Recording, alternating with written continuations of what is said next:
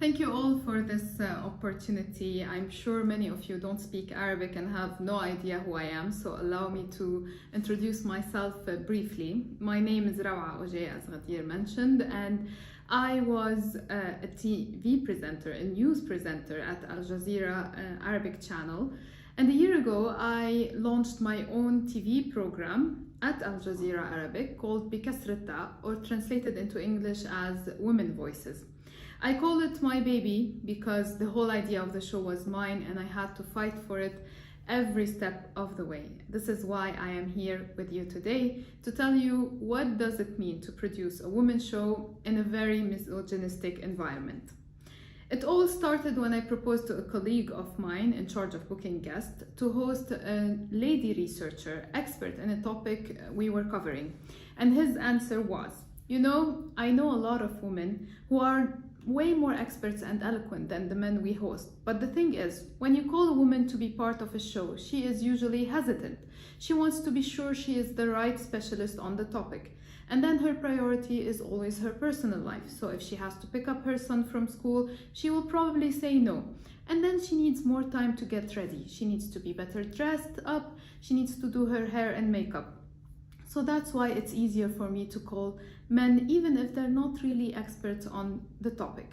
So based on all this, he always decides to go for men, and the chances that these men will say no or recommend that you host a better person, a better expert on the topic, are very low, because when you are a man, you always feel that you're an expert about every topic in the world. But when you are a woman, you usually question yourself and your right to answer. This colleague wasn't a misogynistic colleague in the sense that he is the type who supports women usually, who respects them, he believes in empowering them. So you could only imagine how other men who are severely misogynistic deal with the idea of giving a woman a place at the table. So this conversation made me realize that we are the leading network in the Arab world and we don't give enough space for women for a silly reason such as men answer faster than women. So I started looking at other TV shows dedicated for women in the Arab media. And here I switched from being provoked by my colleague to actually being angry at the whole industry.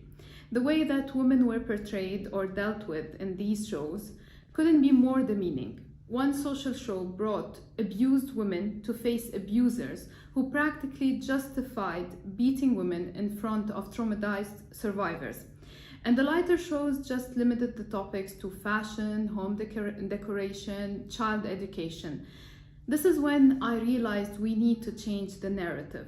We need to speak with the voice of survivors. We need women to show how they survive the many obstacles they face in their lives just because they are women. They don't victimize themselves, they stand up to themselves and move on. And these women deserve respect, they deserve their place at the table. And other women who are in the process of facing their worst day need to know that they are not alone and that other women paved the way and are still paving the way. And she should pick up whatever she can and join in carving the path. So I built a show based on listening to women and their life experience with no judgment, because I think you all share with me the same experience. We live in a very judgmental world and societies. Everyone has always something to say about your life and your choices. And I chose different topics, all cover all aspects of life, because I don't believe there are topics for women and topics for men. There are men and women at both sides of any topic. Political engagement, economic crisis, poverty, harassment, even postpartum depression. There is always a husband who is not really understanding what's going on with his wife and how he could help her. I was lucky that this idea came to me at what I call a woman-friendly climate change around the world. I pitched it at a time when Me Too was having a lot of echo globally and where governments around the world were trying to embrace gender equality. So for this, I thank every woman and every man who throughout years of activism helped in forming this women empowering environment. And I thank my management who decided that they too want to empower women. But my day-to-day task made me discover that Just like my colleague, most people, men and women alike, are not even aware of how they are gender biased. The comments I received were funny but sad at the same time. I had a very strong, empowered woman, highly educated, who told me, Rawaa, I'm so sick of listening to bad news around the world. And then I turn the TV to watch your show and I find all these women sharing those very tense and emotionally sad stories. Can't you just talk about fashion and the elegance of women and those happy topics? I also had a male friend, also highly educated, who told me, Rawaa, we are so sick of bad news. Talk about cooking, dancing in your shows, you know, the light topics. I don't want to hear women talking about how they survived cancer. The funniest comment of all was, why do you even have an episode about women in sports? If she wants to play sports, who's stopping her? And you know, every time someone talks to me about women in sports, I remember a joke in my country about this guy who was talking about his daughter, may her soul rest in peace. He said she was a fine athlete. She ran 20 kilometers before we caught her and shot her. So this is the type of jokes people tell in my side of the world, and I think in your side of the world too, without even realizing how misogynistic and women demeaning it is. And then you have the positive feminist who would tell me, I don't believe in women's struggle. Every woman can achieve whatever she wants if she just believes in herself.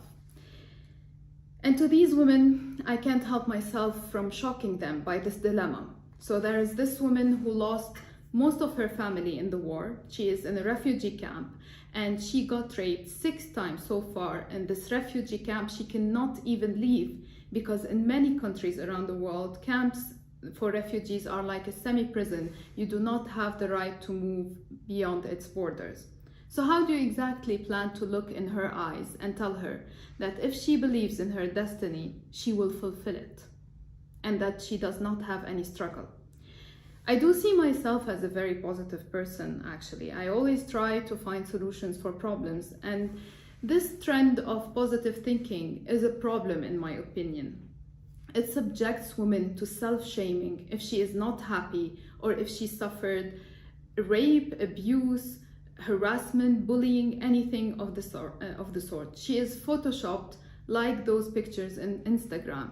This fake self-image promoted in social media is the newest form of struggle for many women around the world, and we should pay attention to it as well.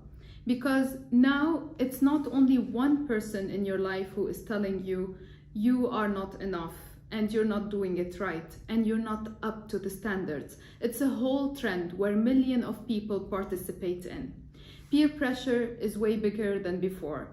Hate speech is way bigger than before, and women-targeted bullying is way more spread than any time in history.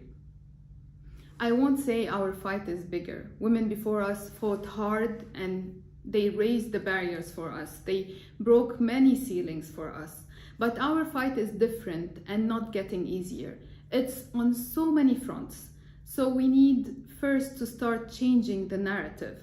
From the stories I heard throughout 60 episodes so far, there is no fight between men and women. It's a fight between people who believe in equal rights for everyone and people who believe in holding power to themselves. It's the fight against a mother who doesn't raise her children equally and doesn't give the same opportunity to her daughter as her son. It's the fight against the abuser, who could be a man or a woman, who doesn't want to let go of his grip on his victims and doesn't want them to live in dignity. It's the fight against regimes who use tradition and laws to justify injustice and drown their citizens with battles they shouldn't even be having. When we want to talk about human dignity and justice, we have to talk about woman dignity. And the road is still long, but we have hope.